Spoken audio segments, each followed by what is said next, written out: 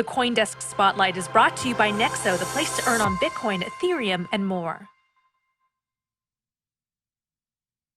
Crypto regulation has been a big theme of the past few weeks, and now we have Cyprus aiming to adopt a regulatory bill even before Europe finalizes a common regulatory framework for crypto. Joining us to break this down is Kyriacos Kokkinos, the Deputy Minister to the President for Research at the Republic of Cyprus. Welcome. Thank you. Thank you for inviting me. Good morning from New York. Good morning.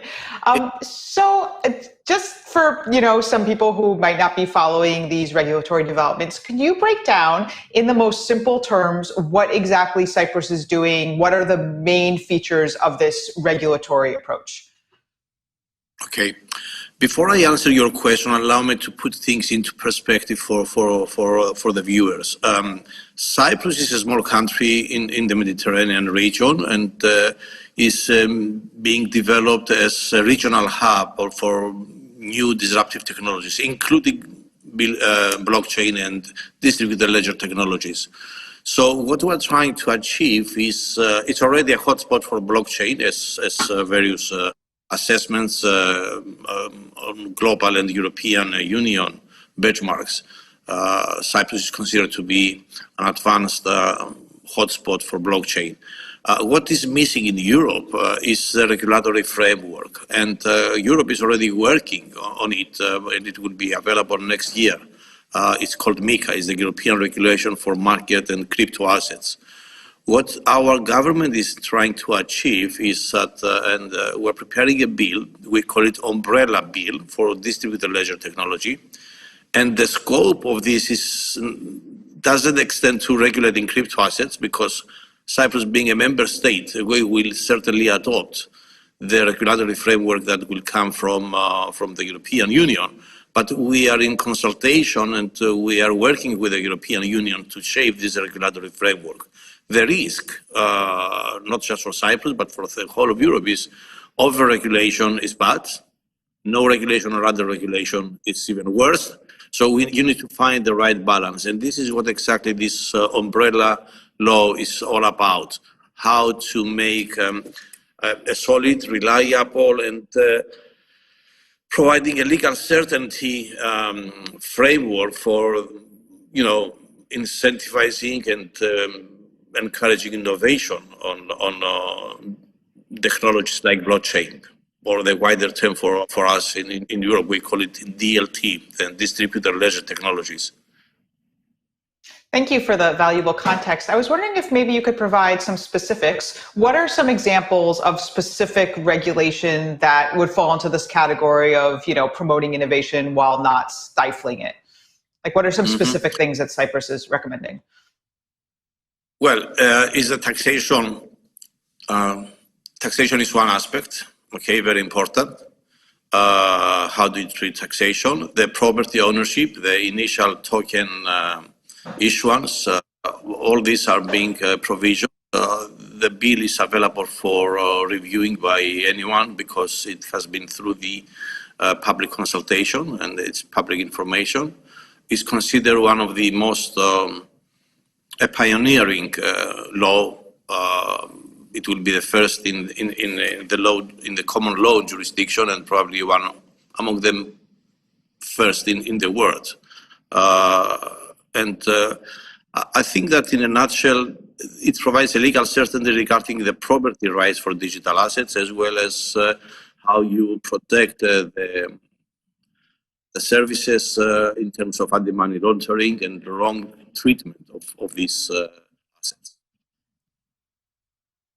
So, Mr. Deputy Minister, what you were saying before was that you're doing this in consultation with Brussels.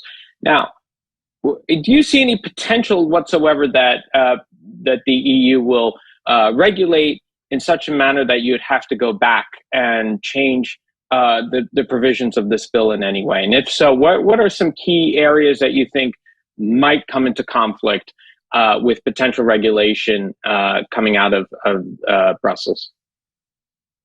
I don't think that there will be any risk for such a situation, because in terms of the the regulation of the crypto assets, we will be 100% compliant with MiCA, the European regulation for markets in crypto assets, which will be issued next year. What this law is providing, it's an umbrella law.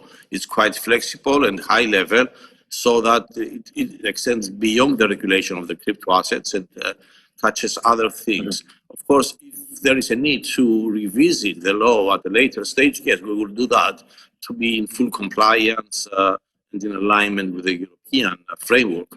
But the way we see it at this moment is there is no such a risk, to my view.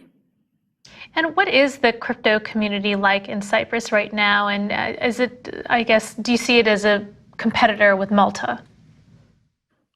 No, not at all. In fact, I don't see that there is any room for competition in this space. Collaboration, especially at regional level between Israel, Greece, Cyprus, on new disruptive technologies such as blockchain, and Malta as well, is encouraged, and we are doing that. When it comes to the maturity of blockchain, you need to consider 3 or 4 key attributes. One is the regulatory framework, which is not mature in any country in Europe, okay? And this is what we're trying to take a step forward and pioneer on that and be the first mover in this space. But there are other attributes that define the maturity. Is the technology adoption community, which is quite high in Cyprus, the user awareness, and the education system. There are universities in Cyprus providing graduate degrees on crypto assets, which since 2014, like the University of Nicosia. So the maturity is not just defined by the regulatory framework, which is on the making by Cyprus and the European Union. It's also defined by other parameters. And that's why Cyprus is considered to be a hotspot, because of the technology adoption by the community. There are many startups and many companies, first movers into blockchain, that are operating in Cyprus. There is an education system, higher education, promoting and encouraging the use of blockchain and DLT technologies.